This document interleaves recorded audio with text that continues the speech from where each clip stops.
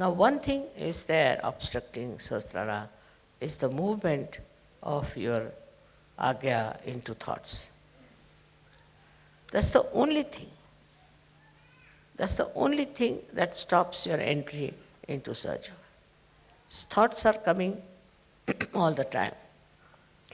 Because a human being is born who reacts to everything. React to this and react to that, and the thoughts come in and thoughts go. There's a big crowd of thoughts. Because of that, your attention cannot cross over Agya and can reside in the Sahasrara. So first of all, one should see what sort of thoughts are coming. You have to condemn yourself sometimes. You have to say, what nonsense, what have I been doing? What's the matter with me? How could I do all that? Once you start doing that, these thoughts will start disappearing. These thoughts are coming from two angles, one from the ego and another from your conditionings. And these are so much built up within you that they don't allow your agya to be crossed. That's why we have two bija mantras of Ham Ksham. First one is, when it is conditioning, you are endowed with this kind of a fear. I shouldn't do like this, I shouldn't do like that, is not allowed, that is not allowed. That's the conditioning part of it. Conditioning can be of many types. But the ego part of it is that I must overpower everybody, I must get this, I must be able to rule everyone.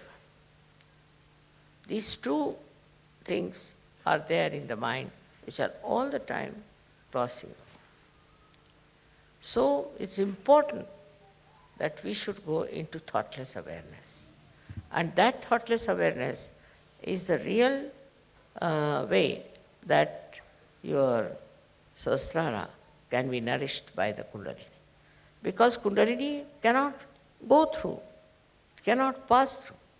And for that, as I said, there are two bija mantras. One is Ham, another Ksham. So if you are conditioned, you are frightened, you are afraid, and you had ideas about yourself. These days, the way people are describing, they'll say, I'm an extrovert. Somebody will say, I'm an introvert. Somebody will say, I'm hippie, I'm that. All kinds of things they can have attributed to themselves. But these ideas are all coming from outside. They are not from inside. To get to the inner side of yourself, to the subtler side of your being, you must allow the Kundalini to go through the Agya. To cross the Agya is a very important thing in modern times. And for that, you have to meditate. If you can meditate with complete faith in yourself, this Agya can be opened up with surrendering to the Divine. You have to surrender yourself to the Divine. And when this Agya opens, you'll be amazed. Your Sahasrara is just waiting to transfer, to give you all the help that you need through the all-pervading power. Your connection of Sahasrara with the all-pervading power is established. And by that, you will be amazed how all these 7 chakras work for you, how they help you, how they try to give you whatever is the real knowledge about everything. This real knowledge that you get is very joy-giving. You can see this real knowledge in everything. You don't have to start reading any book about it. In every situation and in every person, in every flower, in every natural happening, you see clearly the hand of the Divine. Once you see the hand of the Divine, your ego starts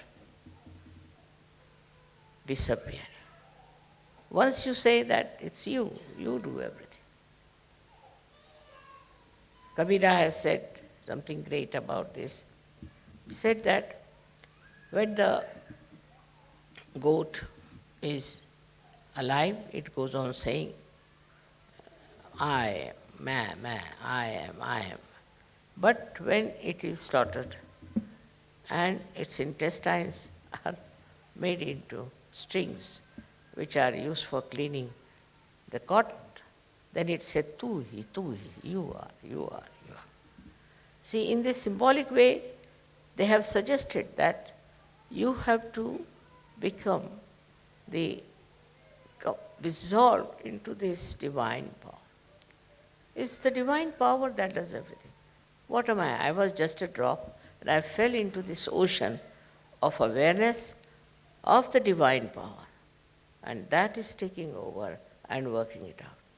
That will help you a lot to be a great surgeon. You develop curing powers, but still you are not proud of it. You developed, of course, awakening powers, you are not proud of it. You develop so many creative powers and you are not proud of it. You become really very, very creative, extremely creative. But the greatest thing happened to you that you become a global personality. So you start seeing the problem of every country, of every other nation where they have problems. But these problems, when you see, you don't see like other people, because others may like to use it for their own purpose, maybe for media, maybe for something. What you want to see is that these problems are solved. See, your powers are so great with this kind of a mind, I would say, which is dominated completely by the divine power, that whatever disturbs you immediately is taken over and it starts working out. Many, many problems have been solved by surgery. And also they can be solved on a very universal level. If you are a global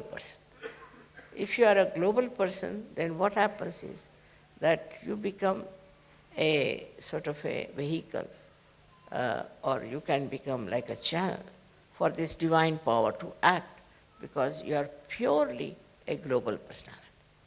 Not attached to this, attached to that, but a pure Sahaja personality, which can be used by this divine power very easily. For that, as I told in the afternoon also, that we have to be careful about few things that we have. Firstly, anger. Anger is the worst thing that we have. Angry for what? There are people who talk like this. I was very angry. They're proud of their anger. Anger is a sign of complete stupidity, absolute stupidity. There's no need to get angry with anyone, because by anger you don't solve the problem. With anger you spoil yourself. With anger you ruin your own nature. With anger you really spoil the whole situation.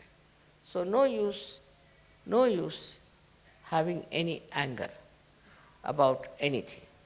But if anything happens that angers you, you should settle down and see for yourself, why is it wrong? Why is it disturbing you?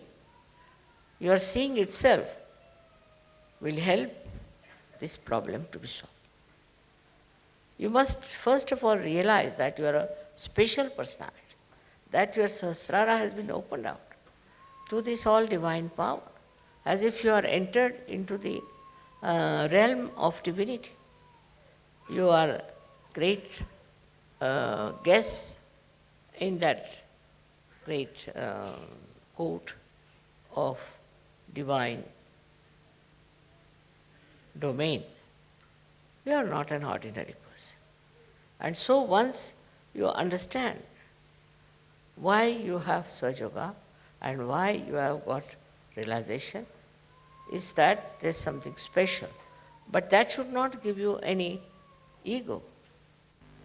It's not for ego that you have to have this, but it's for understanding that you have to play into the hands of the divine. This play is something I could explain like this, that if you are supposing an artist, then in the hand of the artist is the brush, and the brush never thinks that it is doing anything. It's the artist who is doing everything. In the same way, when you are one with the divine power, you just feel, I am not doing anything. It's the artist who is doing. It's the artist who is managing. And who is the artist? Is this divine power which loves you. which cares for you, which looks after you, which absolutely is identified with you.